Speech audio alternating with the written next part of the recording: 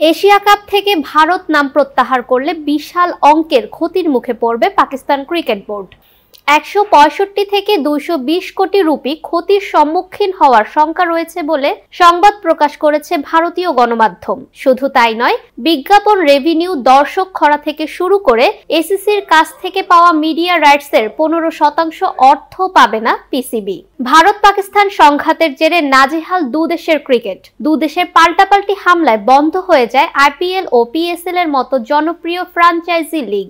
নতুন সূচিতে আবারও টুর্নামেন্ট মাঠে গড়ালেও নতুন করে ঝামেলায় পড়ার শঙ্কা রয়েছে দুদেশের ক্রিকেট নিয়ে। সংঘাতের কারণে পাকিস্তানের সমালোচনা করে দেশটির বিপক্ষে দ্বিপাক্ষিক সিরিজ থেকে শুরু করে যে কোনো ধরনের টুর্নামেন্ট তাদের বিপক্ষে না খেলার হুঁশিয়ারি দিয়ে রাখে বিসিসিআই। সেই থেকেই শঙ্কা দেখা দেয় এশিয়া কাপ নিয়েও। এবার সেই শঙ্কায় মাথাচাড়া দিয়ে উঠল।